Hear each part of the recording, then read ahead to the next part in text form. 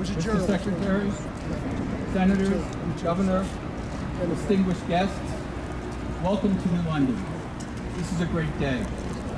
We are deeply grateful to the Federal Highway Administration for recognizing the importance of this historic bridge that we stand under today. This $158 million guarantees the continuation of the massive, more than $400 million project to rehabilitate this 80-year-old structure. We appreciate your support, Mr. Secretary, and the support of the federal delegation, Senators Murphy, Blumenthal, and Congressman Courtney. Your great work in Washington to deliver the bipartisan 2021 Infrastructure Investment and Jobs Act has made the investment in the Gold Star Bridge possible. Your advocacy for this bridge recognizes its strategic economic importance, not just for this region, but for the Northeast, as it sits midway between New York City and Boston, and indeed for the entire nation, as it supports the New London submarine base, General Dynamics electric boat, which has thousands of employees working at their facilities on both sides of the river. This bridge is literally a lifeline for the local, regional, and national economy. This project will guarantee good jobs during the construction and continue to support future job growth for the local economy. We appreciate all of you who have advocated for the funding to restore the Gold Star Bridge for decades to come. Thank you for your efforts. And now, it's my honor to introduce one of the great advocates for this project, a true friend of the City of New London, the outgoing Commissioner of Transportation, Joe Giletti.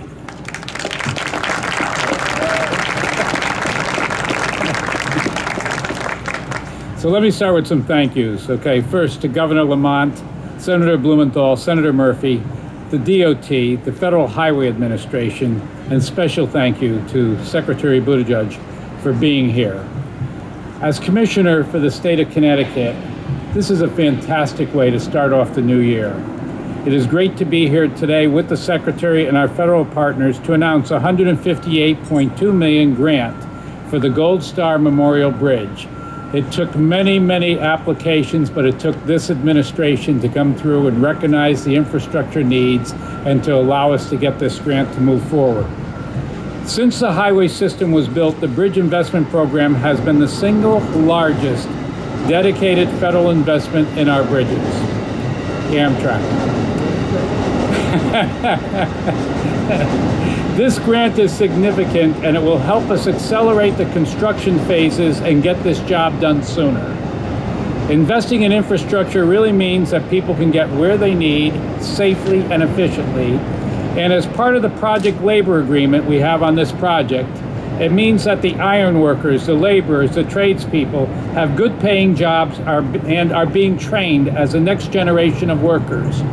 When the pandemic began, the governor turned around and he turned to the trades, he turned to the DOT, and he asked the question, are we still going to keep on working? And we never stopped all the way through the pandemic. And what you're seeing here is evidence of the fact that we kept things going. We continue to keep things going because we are good stewards of the public money. There is currently a 17-mile detour for heavy trucks and vehicles, sending them through more than 20 traffic signals because this bridge cannot withstand the weights that need for moving goods through this pandemic and going into the future. And when this project is completed, that detour will be eliminated, which means less idling in traffic as freight moves through. So thanks to the federal infrastructure law, Connecticut DOT is doing more projects, expanding and accelerating current projects, and providing more jobs than ever. And thank you to the U.S. Department of Transportation and the Federal Highway Administration, Amy and all those that are there with us every day. Thank you to Senator Blumenthal, Senator Murphy, and our entire congressional delegation for advocating for Connecticut every day in Washington. I can't emphasize how great it is to have an administration that is focused on infrastructure. I can name all the people that work with the secretary that are all from states that understand the need for infrastructure investment and what we've been going through. So thank you, Governor Lamont and our state legislature for ensuring we have the matching funds ready to go, which help us win these competitive grants. The steadfast support of vital bridge and infrastructure investments from our federal and state partners is truly a win for Connecticut. The pressure is on. We're working hard. We're making progress. Thank you, and it is now my honor to introduce Melody Makett.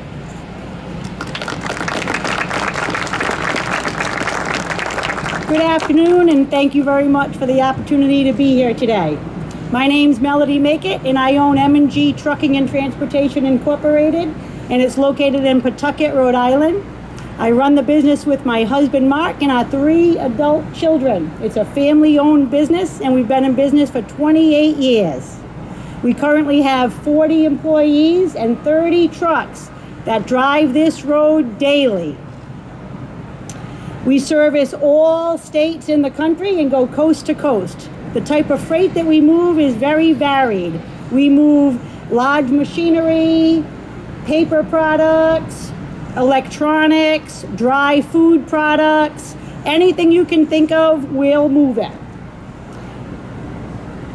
Our trucks travel this bridge every day. Some of our trucks that specialize in New York and New Jersey travel this bridge twice a day, one heading out, one heading back. Last year in 2022, our trucks drove over 236,000 miles through the state of Connecticut.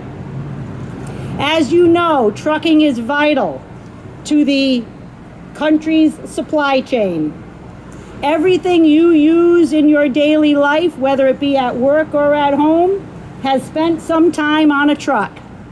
Everything you buy in a store, either off the shelf or even from Amazon, has gotten there on a truck.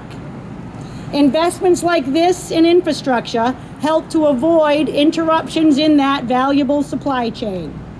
Improvements here will increase safety and efficiency. We all need bridges we can trust.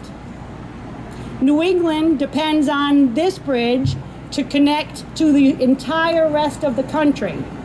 My company needs this bridge to get all of the products to our customers so they can help keep this economy moving forward. Thank you very much for the opportunity to talk about my company and what this bridge means to us. Next up is Carolina Covolante. Hi everyone, my name is Carolina Cavalcante. I am the president for Tilcon, Connecticut. We are an aggregates, asphalt, concrete, and construction company here in Connecticut. We've been operating for over 100 years in the state. And we, first of all, as a construction company, we're very thankful for the infrastructure bill and what it means for our business and our economy overall. We're starting to see the funds flowing through, and we're happy that we're able to put our employees to work and contribute to the improvement in our infrastructure. But most importantly, when we talk about this bridge, we actually have 2 facilities not too far from here, a concrete plant and an asphalt plant. And every day, as was mentioned, we have to make the decision of taking that 17-mile loop around or loading our trucks underweight. So we can't put our max loads on those trucks. And as you can imagine, that's a big inefficiency for our business. And moving forward, this funding coming through and getting this project done will really bring that efficiency back and help us provide the materials to these important projects. Today, we're actually supplying the state pier out of our concrete plant, and it's something that affects us every day in our business. So thank you very much, and we appreciate the administration for the support and the push for infrastructure. Thank you. And I'll bring up Keith Brothers. Thank you. Good afternoon, everybody. Keith Brothers, president of the Connecticut State Building Trades. It's my honor to represent 30,000 construction workers in the state of Connecticut. And I'd like to thank Governor Lamont, Secretary Buttigieg, the 2 senators, Murphy and Blumenthal, Mayor Mike. Thank you so much, Joe Giletti. So many people to thank. You've heard that word a lot throughout the last year, year and a half on investment. So we're investing in infrastructure. We're investing in the women that spoke about commerce and transportation. But we're also investing in workers. We're investing in changing people's lives that I represent in the building trades. That's what we're talking about when we talk about investment. When we talk about hundreds of millions of dollars of grants and things that come from the federal government and the dedication we have from Governor Lamont and our 2 senators to ensure that that work is done with local Connecticut people, I get asked all the time, how do we get there? We get there with project labor agreements. What's a project labor agreement? Project labor agreements are pre-hire agreements that have been used since the Hoover Dam was built years and years ago, decades ago. The World Trade Center, the Twin Towers in New York City, all of our big sporting facilities use project labor agreements. They set working conditions, they set safety conditions, they set holidays, no work stoppages. It's a pre-hire agreement with an owner of a project. In this case, it's Connecticut DOT in the state of Connecticut. That is how we get the local people on these projects. That represents a large portion of the active membership in the building trades. But it also gives us the opportunity to open up the doors in the building trades to the people that are out there in inner cities, local communities like New London, through our Building Trades Training Institute, where we recruit local young men and women to enter the trades. The trades, believe it or not, have become popular because of what the Biden administration is doing, what Secretary Buttigieg is doing by instituting PLAs on large projects, which is our conduit for our local workforce to work on those projects. We also have a program, Helmets to Hard Hats, which I know is near and dear to Senator Blumenthal's heart, where we take veterans returning from military service and give them priority hiring in construction projects through the building trades. That's how we change lives. That's how it all comes full circle and things happen. As you look above this bridge, yes, we're rehabilitating the bridge. Yes, it's going to be better for the truckers and people moving goods across it. But what it's going to do in those 4 years while it's being fixed is change people's lives and give them opportunity. Jobs with prevailing wage rates, bona fide benefit programs, health, pension. And all of this is paid for by the unions. We spend millions and millions of dollars training our members at no cost to the apprentice. So you earn as you learn. You earn as you learn. No school debt. You come out with a career after 4 years and you move on and provide for your family. That is what we're based on. That is how things keep moving in Connecticut, but we could not do that without the people behind me that believe in what I do and what my members do. So thank you all for that. Our next speaker, you heard it from me, now you're gonna hear from someone who's actually doing it. A third-year apprentice from the city of Hartford who will be working on this project within the next couple weeks, Ruby Alvarez.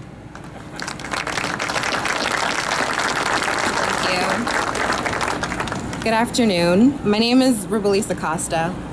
People call me Ruby for short.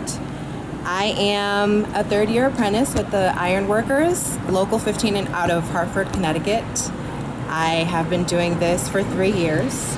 I first found out about the Iron Workers while attending a women's welding program. It was free, and I learned how to weld. I got certifications, and basically the Iron Workers hosted that, so I was already there. I applied and got accepted. Before that, though, I've done a bunch of other things. I've worked in education, I've worked in healthcare, I've worked as an entrepreneurial type of thing, like doing my own thing with art. I went to school for art. I went to CCSU and nearly graduated, but I dropped out. I moved around a bunch in my youth, like all of my 20s. Now I'm in my 30s, and this is, I don't know what number career for me for now, but it's a lot of fun. I learn a lot, attending classes, going to work, It's totally different from anything that I've ever done, but I've always been creative, so it's cool. My union brothers and sisters are working on this bridge pretty much as we speak, and it's awesome. We build America, basically, like the iron workers along with the other Connecticut building trades, and I take pride in what I do. So thank you so much. Next up is Senator Chris Murphy. Thank you very much, Ruby. Secretary Buttigieg, we are so excited to have you here in southeastern Connecticut. We are so grateful to President Biden for making good on his promise to, as Ruby called it, rebuild America.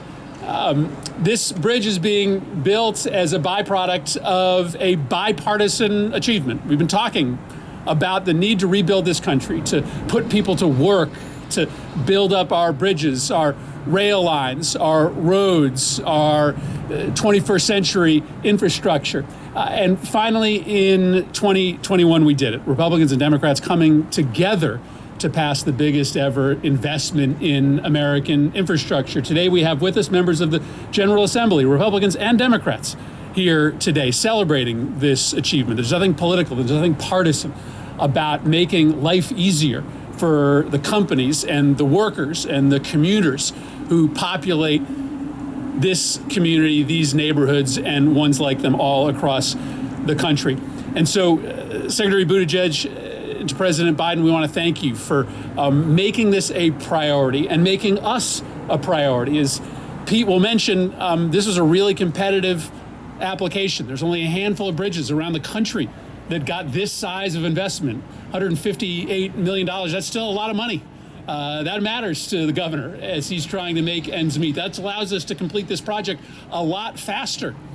And, well, this is a project of national importance. It really is. You've heard it. This is a bridge that brings businesses and goods from state to state. It makes the East Coast economy work.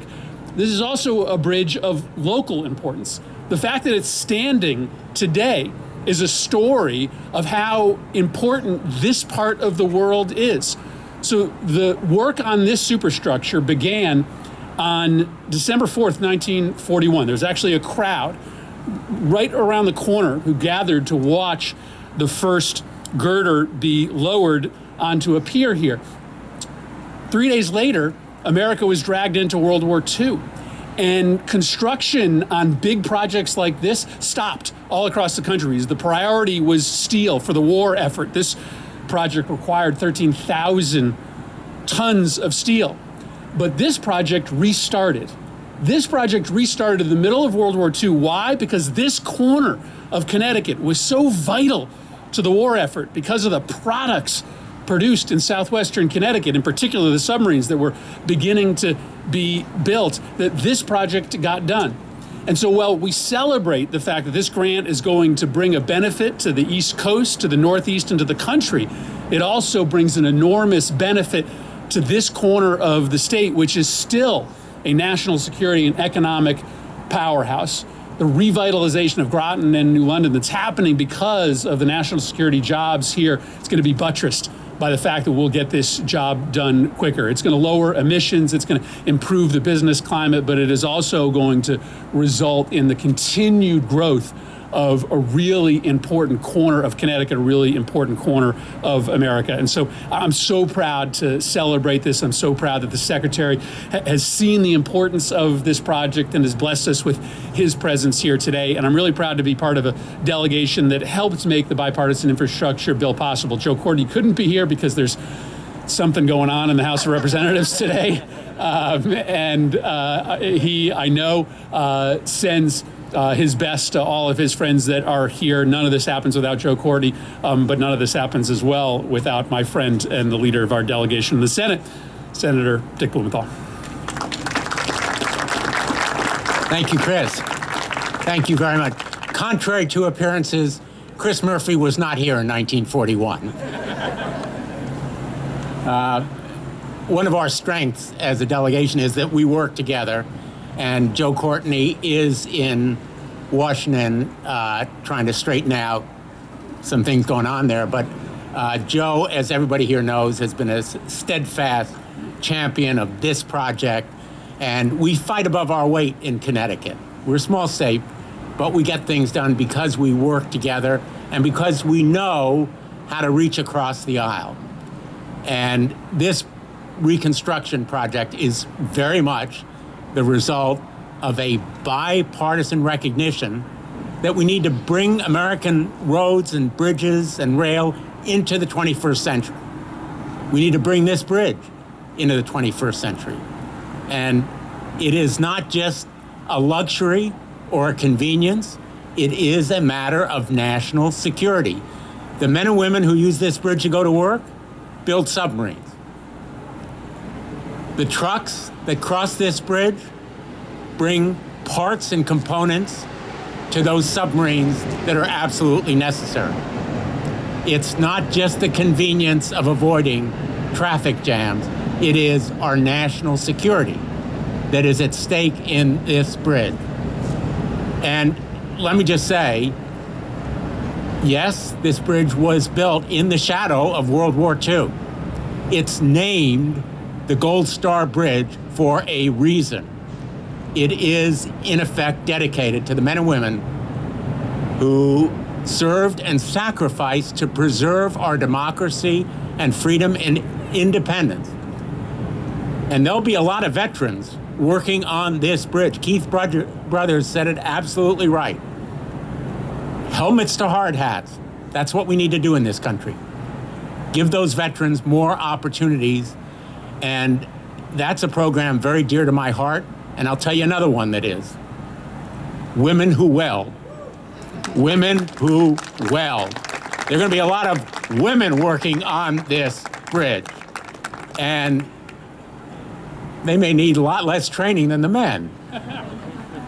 But let me just end with this thought. When Secretary Buttigieg called me last week, he emphasized, in fact, how competitive the grants were. How many, I don't even know the exact number, but it was more than 100, and a very small fraction received this support. And I think it's a tribute to the men and women who work every day in southeastern Connecticut and throughout our state. We have some of the most talented, dedicated, gifted iron workers, building trades workers, Teamsters, they're the ones who drive those trucks, and others, and we have some of the best unions. And those training programs, those apprenticeship programs, are often run by those unions. I'm asked by the Pentagon, as a member of the Armed Services Committee, most commonly, when they say they are awarding another contract to a defense manufacturer in Connecticut, do you think you'll have the men and women who will have the skills to do those jobs? Will you have the trained workers? The unions are building that workforce, and thank you, Keith Brothers. Thank you to all the union leaders who are here for making it possible to defend our country and provide those workers with the skills that are needed. I want to thank Secretary Buttigieg for his leadership, not just on roads or rail, but also on airlines.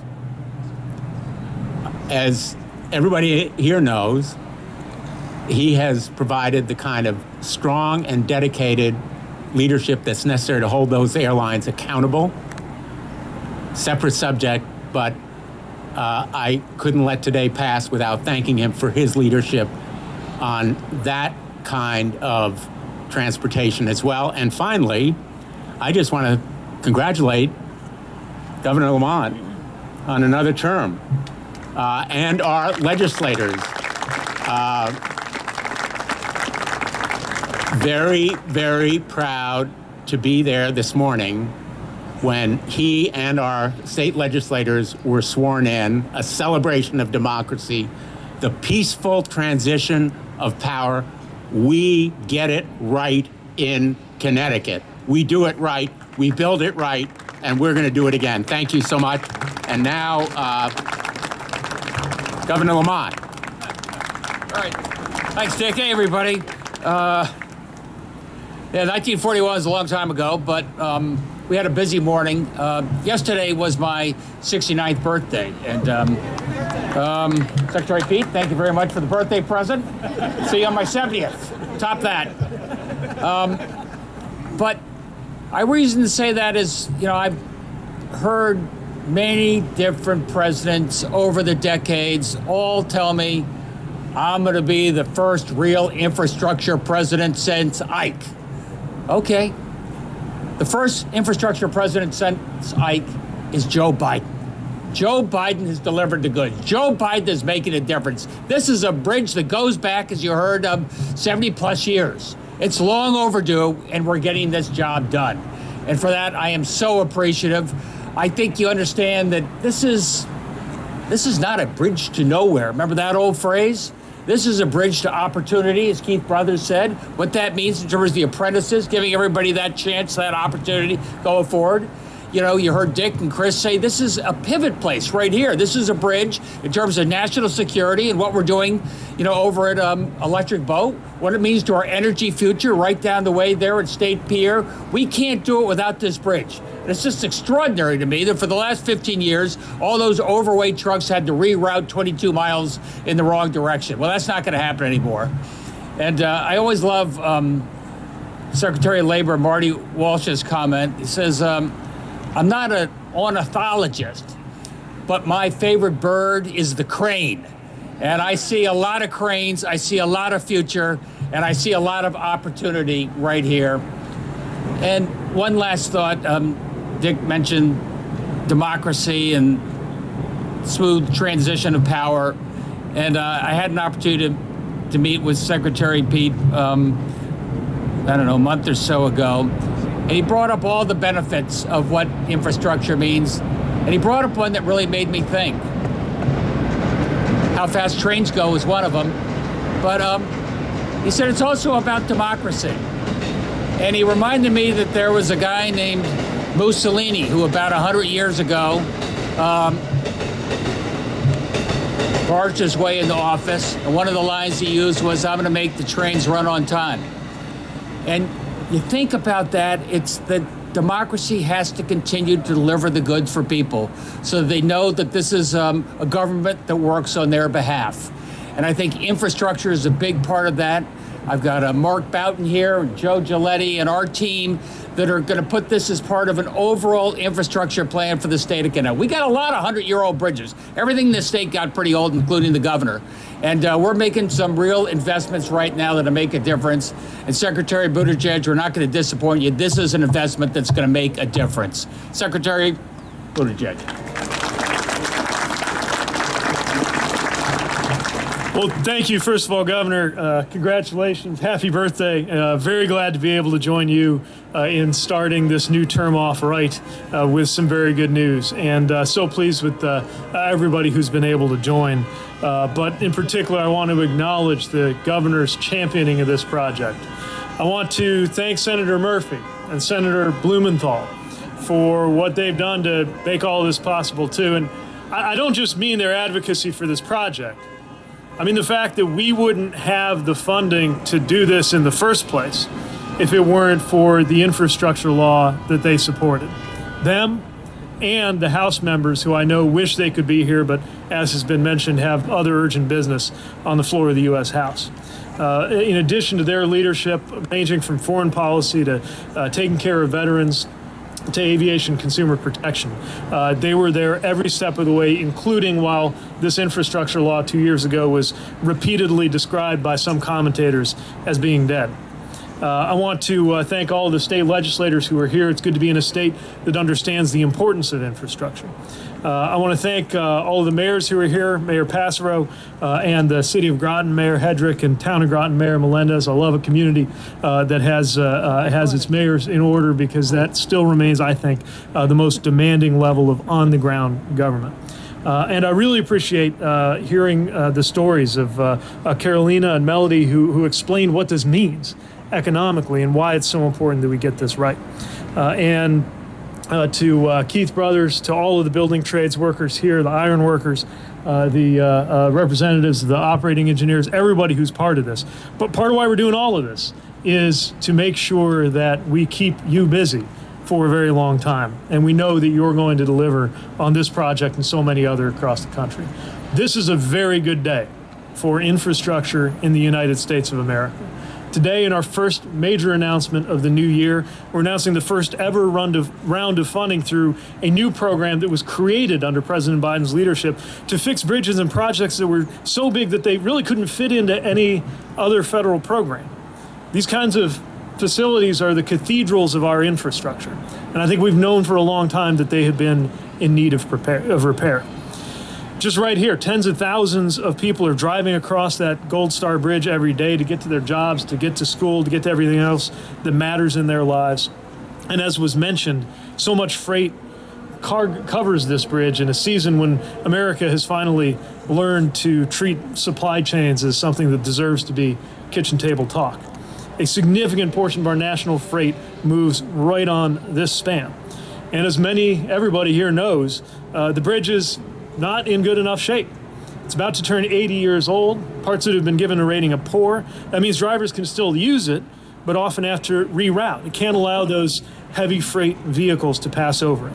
So when those overweight trucks have to exit I-95 about 6 miles west, drive to the Thames River Bridge, cross and then turn south onto 12, that adds another 9 miles right there. We know that that is costing time and money, in addition to adding to emissions into our atmosphere.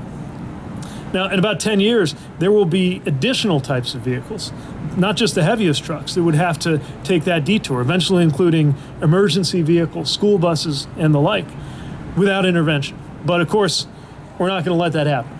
That's why we're here today. We are delighted, therefore, to make it official that we're announcing that the Department of Transportation is awarding $158 million to modernize the northbound Gold Star Memorial Bridge.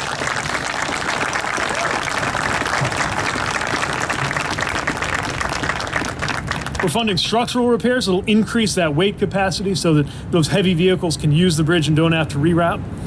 We're funding also a new multi-use path on the bridge so that people can bike or walk safely across that span too. And across it all, we are going to create a lot of good paying jobs. I want to applaud the governor and the department for that project labor agreement that Keith was describing to make sure that these are going to be not just good jobs, but good paying American union jobs that you can build a family around.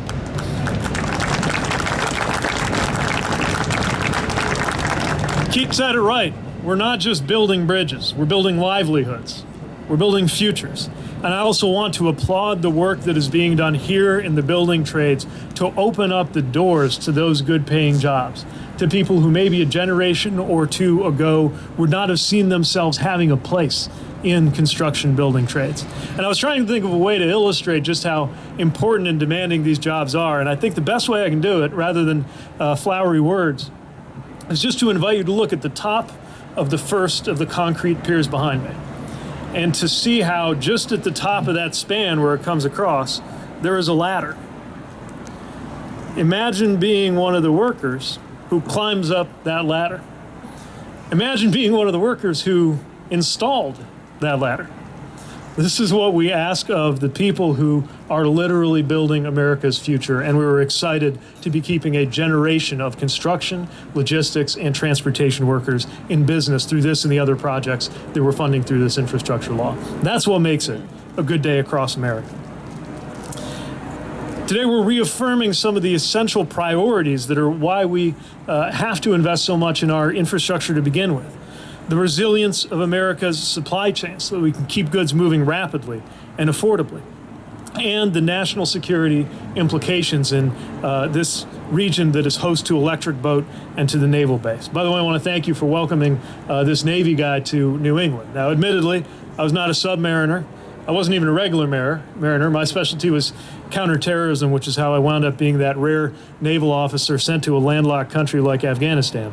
But all the same, if you wore the uniform for even one day in the United States Navy or Navy Reserve, you know the importance of Groton and New London to American national security.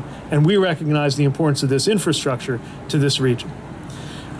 As was mentioned by several of the others, it's also worth pausing to compliment everybody behind this application because this was such a competitive program. In just this category alone, within the larger bridge investment program, there were 40 applications requesting $11 billion in funding. 4 of them were successful. This one, the Brent Spence Bridge in Ohio and Kentucky, where the president is today. Chicago, where the vice president today is celebrating a network of bridges that help connect goods all the way from the Great Lakes down to the Gulf of Mexico. And then tomorrow, our Deputy Secretary and Infrastructure Coordinator, Mitch Landrieu, are going to be in San Francisco, where the Golden Gate Bridge needs to be rehabilitated to make it stronger in the face of earthquakes.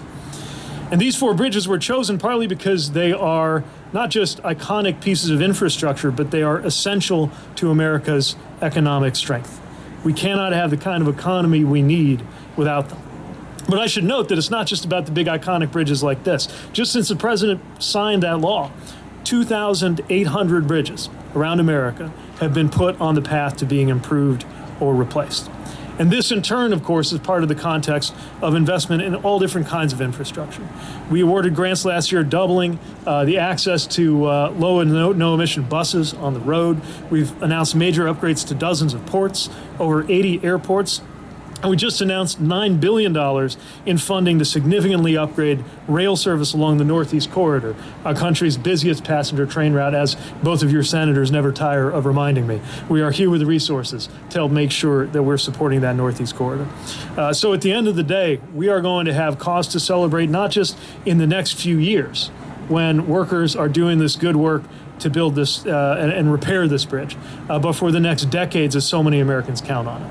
And that, in turn, is part of what's happening in our economy as 750,000 new manufacturing jobs have been created across this country since President Biden took office. Building everything from advanced microchips to clean steel to electric vehicles. Offshore wind and other clean energy sources, like what's going to be supported by that port work that the governor is leading right around the corner from where we're standing, are all part of how we're building an economy that's going to work for everybody. And I'd be remiss if I didn't note, even if it's a little outside my lane, how excited we are across the administration that as of 3 days ago, seniors on Medicare will now pay $35 a month for insulin instead of the $400 some were paying before. Again, all of this part of a bigger picture of what it looks like to have the right kind of economy. So again, I want to congratulate everybody who has stood by this project. I want to thank in advance everybody who's going to do such hard work on bringing this project to fruition. And I hope you will save a space for me at the celebration when we're cutting a ribbon on this, because that too will be a very good day for infrastructure across the United States of America. Thanks very much and congratulations.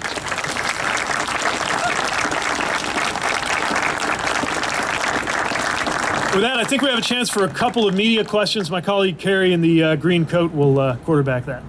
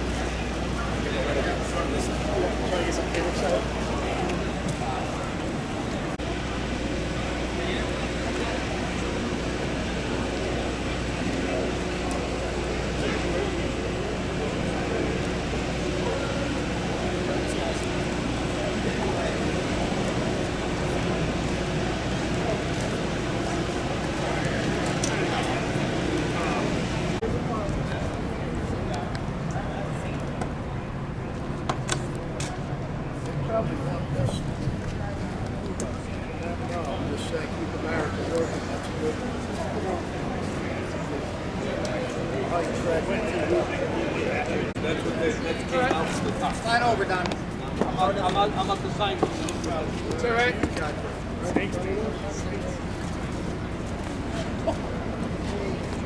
I got Stu.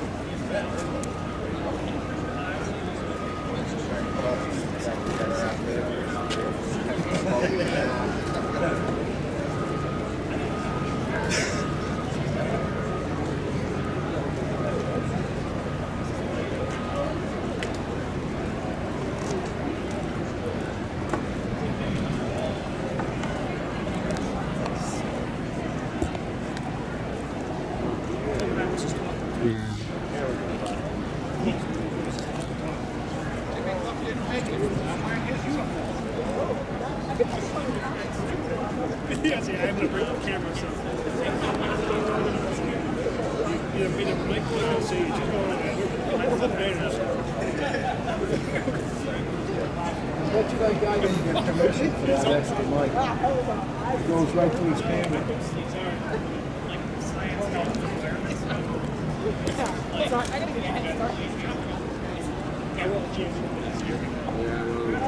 I was gonna say it to you.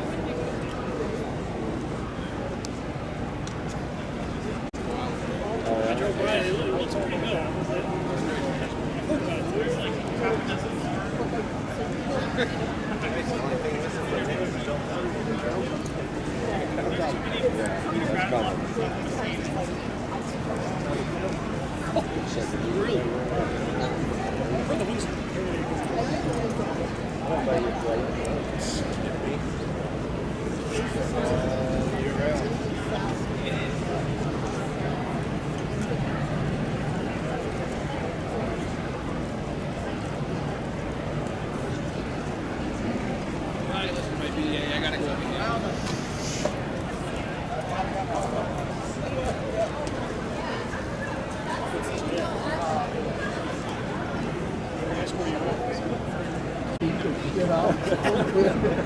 I gotta go.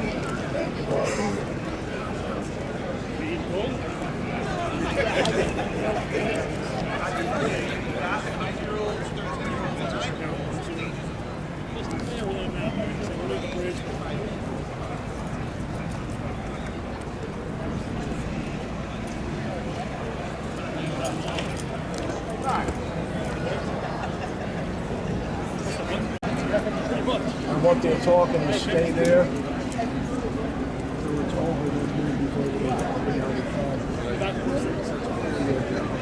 Probably the end for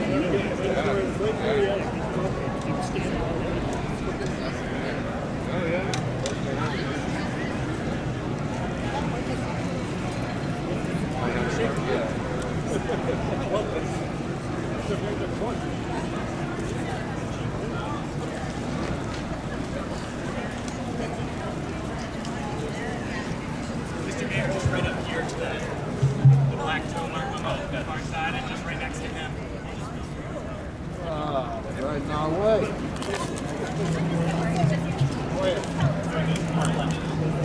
Hi, good job, Bert. Hold it up, Doc. Good job,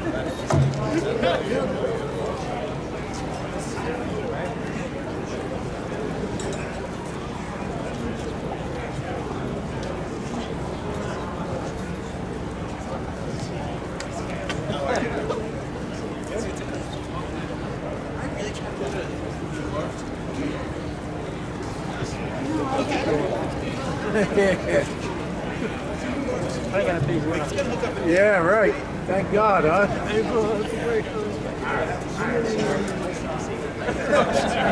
No, folks, I apologize. If you're, we have the mayor, Brian, and the mayor of the town. If you're not a speaker, we just want you to take a seat. If you're not a speaker, we just take a seat.